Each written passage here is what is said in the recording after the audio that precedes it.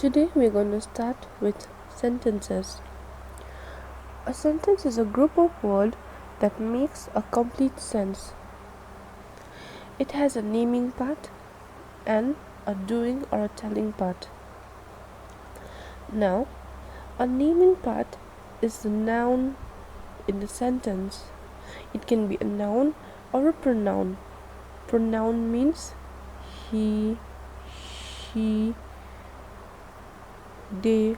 Okay, so it could either be noun or pronoun, and that is the naming part. The naming part is also known as the subject. Okay, and the doing part tells us something about the subject. It tells what the subject is doing, and that is known as the predicate. And a predicate should have a verb in it. A subject should have a noun and a predicate should have a verb. For example, Lukel loves playing football. So out here, playing is the verb. Okay, now before we move on more with the sentence, let us quickly revise what verbs are.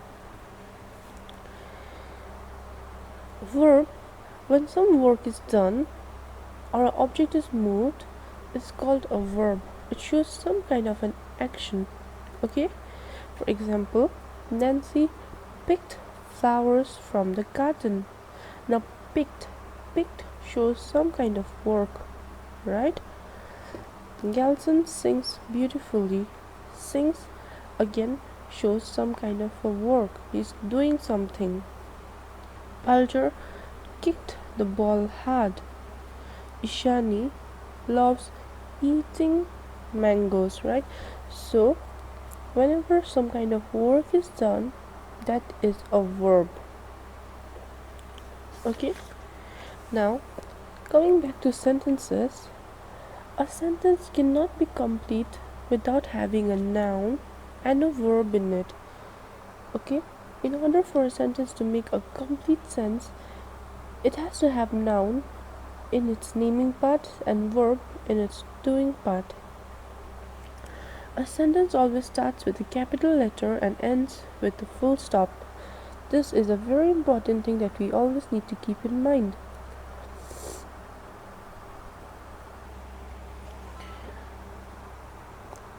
So whenever after the full stop, please make sure that you again start with a capital letter.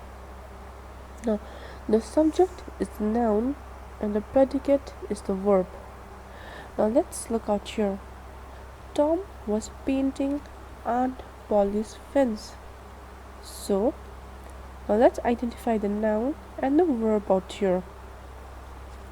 Now Tom is the name of a person, right?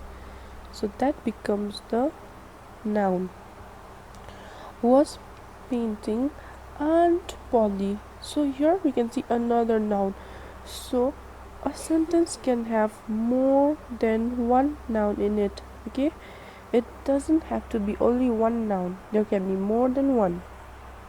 So Tom was painting Aunt Polly's fence.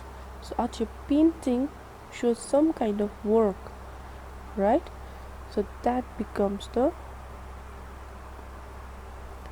verb.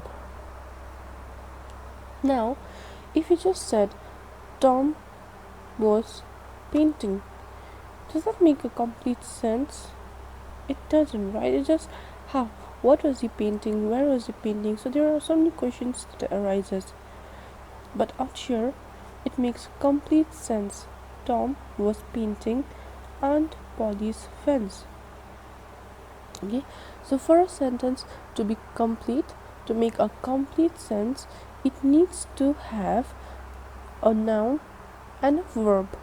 The verb shows what a noun is doing, what activity is a noun doing.